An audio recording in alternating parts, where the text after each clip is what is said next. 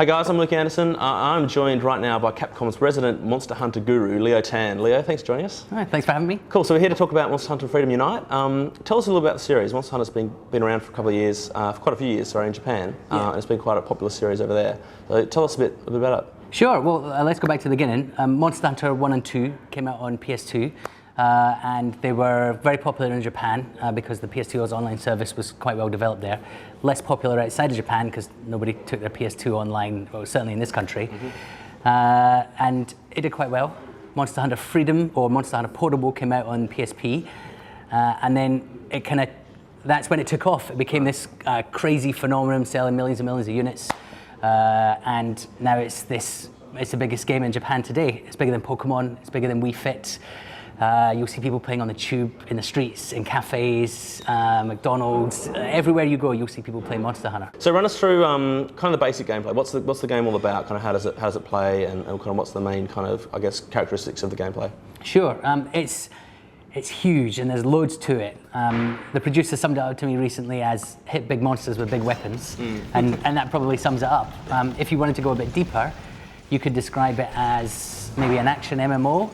In that it has a real-time combat. It has you with your sword, using your skill, or your hammer or your bow, using your raw physical skill to overcome a huge monster.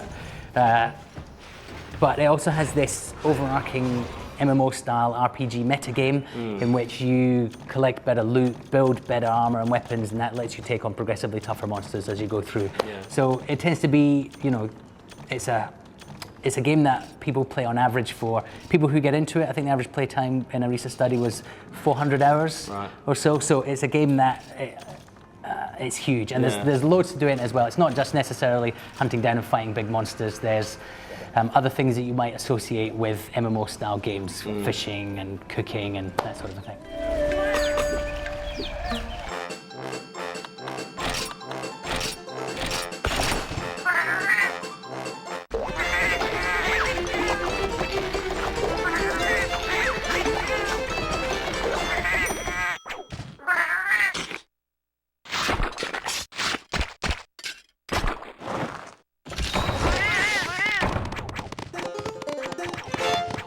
But it's primarily PvE, right?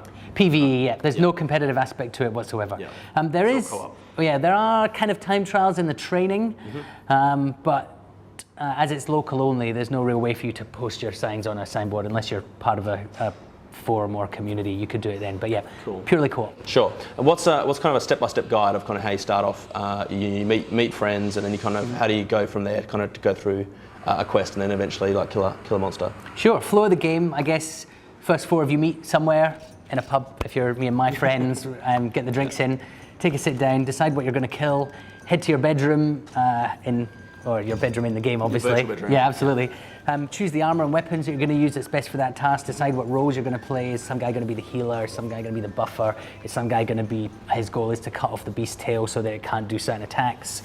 Get all your stuff together. Go to the gathering hall, which is where you meet in the game. Go on your quest. Head out. Buff up. Take all your potions and business. Track down the monster who.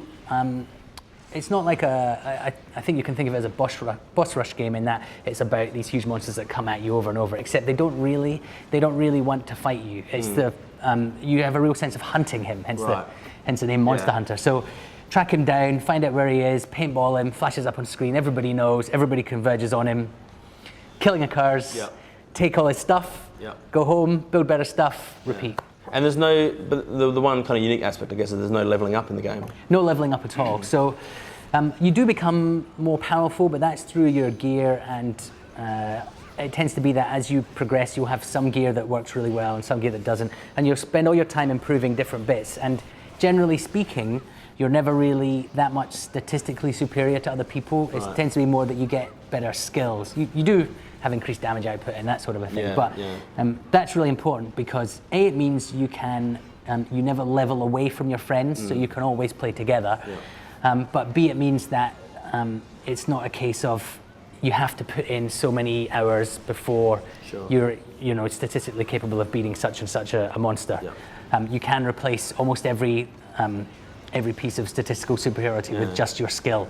Although it'll probably take you quite a long time to build up that skill as well. Yeah. But yeah, it's not necessary grind. Yeah, you can always introduce new friends to the game. It's not like you're going to be level 60 and they start off at 0 and they have to play for 50 hours before they can kind of get up to the same level as you to play against you, right? Yeah, sure. I'm about 600 hours in at the moment on my. That's time from Freedom 2, and then I moved my save game over to Freedom Unite. Right. We've had the copies in the office for a couple of weeks, so I'm about 600 hours in. If you start up the game now, we can play together. I can come in and I can get something out of going on missions with you as well, because I might need certain parts for beginner monsters to make weapons that I haven't got yet, and I'm obsessed with collecting all the weapons.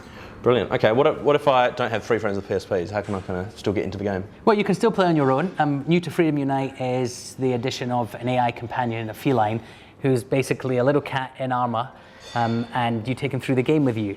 You train him up. He can use swords or hammers, or he can throw bombs. He might buff you. He might set traps. It all depends on how you configure him. He doesn't put out an awful lot of damage, so he's still not as good, I don't think, as having another actual person. Right. But he's pretty decent. Even if you didn't have him, the whole game can be played solo player anyway. Okay. But I think that misses out on some of the joy of the game, which is because social gaming often means sitting around the TV playing products, if you like. They're not really games. They're not something you'd sink your teeth into and relish as a proper gamer. Whereas Monster Hunter is people getting together and playing proper games, anywhere that they like. Yeah. Why do you think it's been such a cult kind of hit in Japan, and why it's kind of failed to take off in Europe so far? I think that, there's a couple of factors. We haven't really got behind it here. I think that it's on PSP, and retailers are not desperate necessarily to back PSP when they could be backing DS or 360 or PS3 games on their shelves. But in Japan, it's I don't know whether it's safer. Right. It's cleaner. The weather's better. And there are loads more places for you to hang out in public, and that you could play your PSP. So to kickstart this social phenomenon that is Monster Hunter, it's just a better environment for it. Yeah. I think here we have, certainly anyway, kids necessarily can't walk around with their PSPs on show in central London. Yeah. So there's a little bit of that. I think that probably piracy is a bigger issue here than it is in Asia, although I don't have figures on that, so that's just me guessing. Yeah. And so but mostly I think probably the main reason is that we've not got behind it before. We just kind of snuck it out and put it in the shops and didn't really tell anybody what was going on. This time with Monster Hunter Freedom Unite, we're really going to work on making people more aware of it, that A, it's coming, but B, also why they should be playing it and why they should be figuring out where in the house their PSP has been for the last few months. You guys have announced quite a few plans around the launch, including a PSP bundle, right? Yeah, for sure. First time for us that we're doing a PSP bundle, so that's great news. We've also got a downloadable demo. I think it's the first downloadable demo since the PSP launched in the UK, so that's quite a big deal. Certainly, it's not something that happens very often. We've also got, if you write into us, we can send you the demo on UMD. We're sending that in packs of 4. So yeah, we really want as many people as possible to try Monster Hunter. Yeah, and you do that off the Monster Hunter website, don't you? Yes, which is monsterhunter-freedomunite.com, www. Or you could also find it if you go through Encyclopedia Gigantica. Cool. Which I'm not going to spell out for you. Lastly, tell us about the real-life gathering hall that Capcom's getting together. Right, sure. So in Japan, it's really easy for you to meet and play with other people. You can just sit down in the tube and a game will crop up on your screen because someone else will be playing. We don't really have that here in the UK, or London is kind of where most of the players are. It's the biggest concentration of people. So we wanted to create somewhere where you could go and meet with other people and play Monster Hunter. Cool. So the Gathering Hall is it. Central location, 1 minute's walk from Tottenham Court Road Tube Station on Charing Cross Road. It's a 3-story premises. Come along with your PSP and your copy of Monster Hunter. You'll be able to come in, meet us, play with us, download exclusive quests, meet the developers later on. There'll be tutorial nights. There should be loads of stuff going on. Okay, so you can find out more information about that on the website? On the website, there'll be stuff on Encyclopedia Gigantica. There's loads of stuff on our forums as well. Capcom-Europe.com. That's the one. Yeah. Brilliant. And when's the final game coming out? June the 26th. June the 26th? Any second now. In Europe? Yeah. Brilliant. Okay, cool. Well, thanks a lot for your time. Cool.